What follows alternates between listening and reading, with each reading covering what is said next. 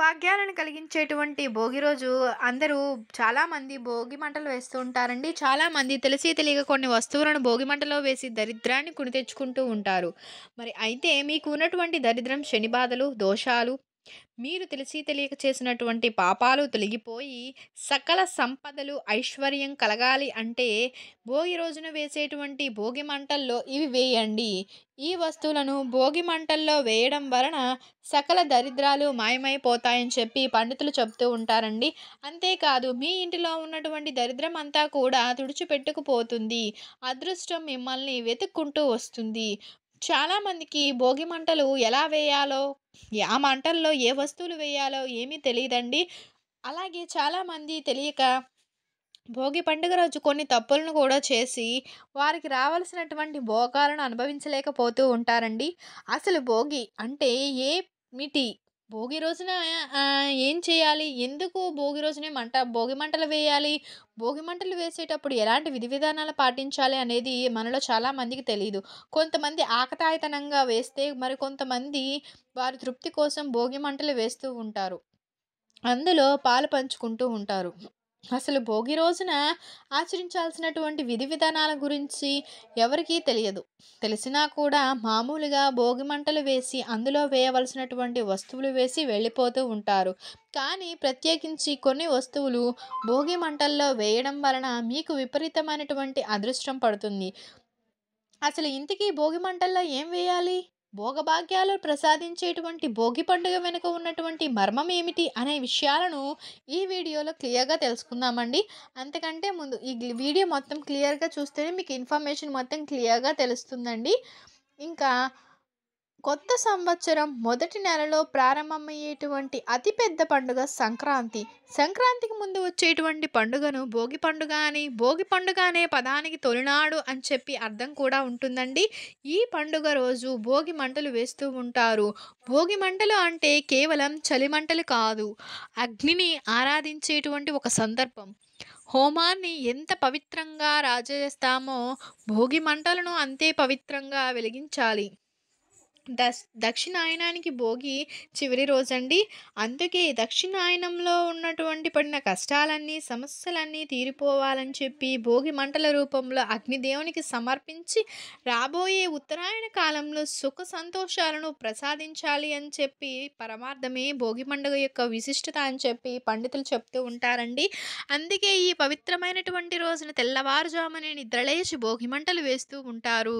ఇదే రోజున సాయంకాలం సమయంలో చిన్నారుల పైన భోగిపళ్ళు పోస్తూ ఉంటారు. భోగి రోజు సాయంకాలం సమయంలో బొమ్మల కొలువులను కూడా చేస్తూ ఉంటారు. హిందూ మత విశ్వాసాల ప్రకారం ప్రధాన పండుగలకు ముందు వచ్చేటువంటి రోజులన్నీ కూడా భోగి కిందే భావిస్తున్నారండి. మహాశివరాత్రి ముందు శివభోగి, నరక చతుర్దశి అయితే దీపావళి భోగి, మహర్నవమి దసరా భోగి. అంటే పండుగకు ముందు వచ్చేటువంటి కాలాన్ని భోగిగా పిలుస్తూ ఉంటారండి. అనే పదం నుంచి, సంస్కృత పదం నుంచి భోగి అనే పదం వచ్చిందని చెప్పి మనకు తెలుస్తూ ఉంటుంది. భోగం అంటే సుఖం. పురాణాల ప్రకారం శ్రీరంగనాథ స్వామిలో గోదాదేవి లీనమైనటువంటి భోగాన్ని పొందింది అని చెప్పి దానికి సంకేతంగానే భోగి పండుగ ఆచరణలో వచ్చిందని చెప్పి పెద్దలు చెప్తూ ఉంటారు. మరో కథనం ప్రకారం శ్రీ మహావిష్ణువు వామనావతారంలో వచ్చి బలిచక్రవర్తిని పాతాళానికి తొక్కింది కూడా భోగి రోజే అంటారు. ఇంకొక వైపు ఇంద్రుడు పొగరును అణిచివేస్తూ గోవర్ధన పర్వతాన్ని ఎత్తినటువంటి పవిత్రమైన రోజు కూడా ఈ రోజే అని చెప్తూ ఉంటారు. రైతుల కోసం ఈశ్వరులు నందిని భూమి మీదకు పంపిన రోజు కూడా ఈ భోగి రోజే అని అంటారు. ఇన్ని విశేషాలున్న ఈ రోజుని భోగి పండుగగా జరుపుకుంటారండి.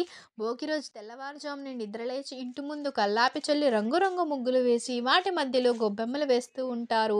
శాస్త్రీయ కారణాల ప్రకారం సూర్యుడు దక్షిణాయనానికి భూమికి దూరంగా ఉండడం వలన ఉష్ణోగ్రతలు అనేవి చాలా తగ్గి చలి తీవ్రత అనేది పెరుగుతుంది.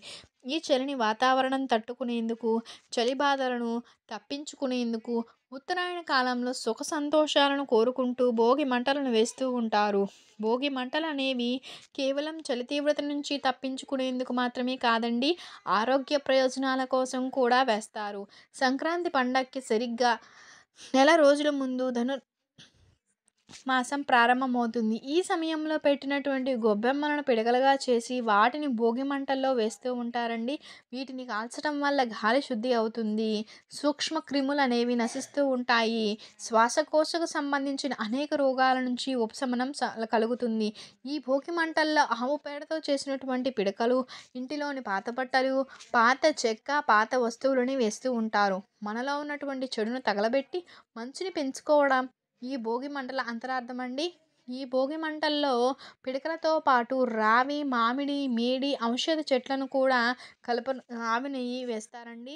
ఆవు నెయ్యి, ఆవు పిడకలను మంటల్లో వేయడం వల్ల శక్తివంతమైన గాలి విడుదలవుతుంది.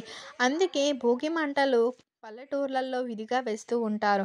అంతేకాదండి, ఊరిలో ఉండే వారందరినీ కూడా కులాలకు అతీతంగా అందరినీ ఒక్కచోటే చేర్చి ఐకమత్యం పెంచడంలో కూడా భోగి పండుగ ఎంతగానో ఉపయోగపడుతుందండి. అంతేకాదు, అగ్నిదేవుణ్ణి ఆరాధిస్తూ వాయుదేవునికి గౌరవం ఇచ్చినట్టుగా భావిస్తారు. భోగభాగ్యాలను ప్రసాదించే భోగి పండుగ రోజున తెల్లవారుజామునే నిద్రలేచి భోగి మంటలు వేయాలి. భోగి మంటలు వేసే ముందు పద్మం ముగ్గు వేసి ఆ పద్మం ముగ్గుపై పసుపు కుంకుమ వేయాలి. ఇక ఆ ముగ్గుపై ఒక్కొక్క కర్ర పేరుస్తూ భోగి మంట వేసుకోవాలి. కర్పూరం పిల్లలు వేసి భోగి మంటను వెలిగించుకోవాలి. లేకపోతే ఆవు నూనె వంటి ద్రవ్యాలు కర్రల పైన పోసి వెలిగిస్తూ ఉండాలి. కానీ పెట్రోలు, డీజిల్ లాంటివి భోగి మంటల్లో వేసి వెలిగించకండి.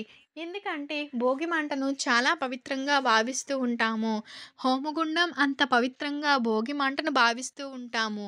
ఇక భోగి మంట వెలిగించినాక అందులో ఈ వస్తువులను వేయాలి. ముందుగా ఒక ఎర్రటిని వస్త్రం వేసుకొని దానిలో పిటికెడు తెల్ల నువ్వులు, 2 కర్పూరం బిళ్ళలు వేసుకోవాలి. వీటిని వేసి మూట కట్టి భోగి మంట చుట్టూ 3 సార్లు తిరిగి భోగి మంటల్లో వేయాలి. ఈ విధంగా మనం తిరుగుతూ ఒక మంత్రం జపించాలి. అది ఏంటి అంటే శ్రీయం ఇచ్చేత్ హుత్ సనాత్, శ్రీయం ఇచ్చేత్ హుత్ సనాత్ అనే మంత్రాన్ని చదువుతూ ఆ భోగి మంటల్లో ఆ మూటను వేసి మీకు తీరని సమస్యలు ఉంటే చెప్పుకోవాలి. ఇలా మూటను భోగి మంటల్లో వేయడం వలన మీకున్నటువంటి దరిద్ర బాధలు, శని దోషాలు కూడా పోతాయి. మీ జాతకంలో ఉన్నటువంటి దోషాలను మీరు ఎదుర్కొంటున్న సమస్యలు అన్నీ కూడా ఆ మంటలతో పాటు తగలబడిపోతూ ఉంటాయి. ఇలా ఈ వస్తువులు వేసినటువంటి మూటను భోగి మంటలో వేసుకుని మీ జీవితంలో ఉన్నటువంటి దరిద్రాన్ని తరిమి కొట్టి అదృష్టాన్ని ఆహ్వానించండి. అలానే భోగి రోజు వేసినటువంటి భోగి మంటల్లో నీళ్లను వేడి చేసుకుని ఆ నీటితో స్నానం గనక చేసినట్లయితే మీ ఒంటిలో ఉన్నటువంటి సర్వ రోగాలు నశిస్తాయి. సంవత్సరానికి ఒకసారి వేసేటువంటి భోగి మంటల్లో నీళ్ళను వేసుకొని వేడి చేసి స్నానం చేస్తే దోషాలు తొలగిపోతాయి అని చెప్పి పండితులు చెప్తున్నారు.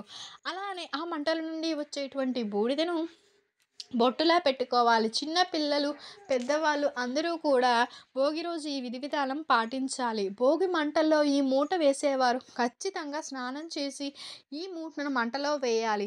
ఆ తర్వాత ఆ మంటలో వచ్చిన బూడిదను నుదుటను బొట్టుగా పెట్టుకోవాలి. ఈ విధంగా చేస్తే మీరు పడుతున్న కష్టాల నుంచి ఎంతో కొంత విముక్తి కలుగుతుంది. భోగి రోజున ఈ విధంగా చేసిన వారికి అగ్నిదేవానుగ్రహం కలుగుతుంది, సకల సంపదలు చేకూరుతాయి అని చెప్పి చెప్తున్నారండి. అలానే భోగి రోజు శ్రీమన్నారాయణను కూడా పూజించాలి. శ్రీమన్నారాయణని పూజించడం వలన వృత్తి, ఉద్యోగ, వ్యాపారాల్లో అన్నిటిలో మంచి పురోగతి లభిస్తుందని చెప్పి చెప్తారు. భోగి పండుగ రోజు ఇంటిలో పూజ గదిలో లక్ష్మీనారాయణల పటం ముందు ప్రమిదలో ఆవు నెయ్యి పోసి విడివిడిగా 3 ఒత్తులు వేసి దీపాన్ని వెలిగించుకోవాలండి. అలానే భోగి రోజు సూర్య అనుగ్రహం కోసం ఎరుపు, ఆరెంజ్ రంగు వస్త్రాలను ధరించాలి. అలానే ఈరోజు కులదైవానికి లేకపోతే ఇష్టదైవానికి పులగం సమర్పించుకోవాలి. ఈ విధంగా చేస్తే భోగి పండుగ రోజున పూర్తి ఫలితం దక్కుతుంది. కొత్త బియ్యం, పెసరపప్పు కలిపి పులగం చేసుకోవాలి. భోగి అనగానే పిల్లలకు పేరంటం చేసి వారి మీద పోసేటువంటి భోగి పళ్ళను గుర్తుకు వస్తాయి. ఆ రోజు రేగిపళ్ళు కాస్త భోగి పళ్ళుగా మారిపోతాయి. సాయంత్రం వేళలో చుట్టుపక్కల వాళ్ళ పెద్దవారందరినీ పిలిచి వారితో పిల్లలకి దిష్టి తీస్తూ ఉంటారు. గుప్పిటి నిండా రేగిపళ్ళు, చిల్లరి డబ్బులు, బంతి పువ్వుల రెక్కలు, చెరుకు ముక్కలను తీసుకొని 3 సార్లు పిల్లల చుట్టూ తిప్పి వారి తల మీదుగా నీళ్లను పోస్తూ ఉంటారు. భోగిపళ్ళు సాయంత్రం సంధ్యా సమయం తర్వాత పోస్తారు. సుమారు 6, 7 గంటల సమయంలో పోస్తారండి. ముందుగా పీట వేసి దాని మీద తెల్లని వస్త్రాన్ని వేయాలి. దానిపైన భోగిపళ్ళు పోసే పిల్లలను కూర్చోపెట్టాలి. ఈ భోగిపళ్ళతో పాటు నాణాలు, పువ్వుల రెక్కలు, చెరుకు గడలు అన్నిటినీ కూడా కలిపి ముందుగా భోగిపళ్ళను తమ పిల్లలకు తల్లి పోసి ఆశీర్వదిస్తుంది. అనంతరం ఇతర సభ్యులు, స్నేహితులు భోగిపళ్ళు పోసి ఆశీర్వదిస్తారు. కింద పడిన భోగిపళ్ళను, డబ్బులను తీసుకోవడానికి పెద్దలు, పిల్లలు పోటీ పడతారు. భోగి రోజు సాయంత్రం 5 సంవత్సరాలలోపు పిల్లలకు భోగిపళ్ళు పోస్తారు. పిల్లలకు 5 సంవత్సరాలలోపు ఉండేటువంటి బాలారిష్టలు దిష్టి తొలగిపోయి ఆరోగ్యంగా ఉండాలి అని చెప్పి కోరుకొని ఆ రేగిపళ్ళు లేకపోతే భోగిపళ్ళు పోస్తూ ఉంటారు. అయితే భోగిపళ్ళు పోసే ముందు లేకపోతే పోసేటప్పుడు తల్లి ఒక ప్రత్యేకమైనటువంటి మంత్రాన్ని జపిస్తూ భోగిపళ్ళను పోయాలని చెప్పి శాస్త్రాలు చెబుతున్నాయి. ఆ మంత్రం సూర్యనారాయణమూర్తికి సంబంధించినటువంటి మంత్రం అండి. ఆ మంత్రం ఏంటంటే ఓం సారంగాయ నమః, ఓం సారంగాయ నమః. ఈ మంత్రాన్ని 11 సార్లు చదువుతూ తరువాత పిల్లలపైన భోగిపళ్ళు పోసినట్లయితే సూర్యనారాయణుని అనుగ్రహం పిల్లలపై ఎల్లప్పుడూ ఉంటుంది. సంవత్సరం మొత్తం ఎలాంటి దిష్టి దోషాలు లేకుండా ఆయురారోగ్యాలతో అష్టైశ్వర్యాలతో ఉంటారని చెప్పి చెప్తారండి. భోగిపళ్ళు పోసే ప్రతి తల్లి కూడా ఈ విధి విధానాన్ని పాటిస్తే మంచి శుభ ఫలితాలు అనేవి కలుగుతాయి. చివరిగా కర్పూరంతో పిల్లలకు దిష్టి తీయాలి. పిల్లలు లేని వారు కొత్త దంపతులు చిన్ని కృష్ణునికి భోగిపళ్ళు పోస్తే పూజ చేస్తే పిల్లల్ని కోరుకోవాలి. అప్పుడు పిల్లలు పెద్దవాళ్ళు అయ్యుంటే ఆ ఇంట్లో సరదాగా భక్తిగా కృష్ణునికి భోగిపళ్ళు పోసుకుని వేడుకగా భజన చేసుకోవచ్చు. మీకు కనుక ఈ వీడియో నచ్చినట్లయితే లైక్ చేయండి, షేర్ చేయండి, సబ్స్క్రైబ్ చేసుకోండి. మీరు కనుక కొత్తగా వాచ్ చేస్తున్నట్లయితే thank you for watching. Thank you so much.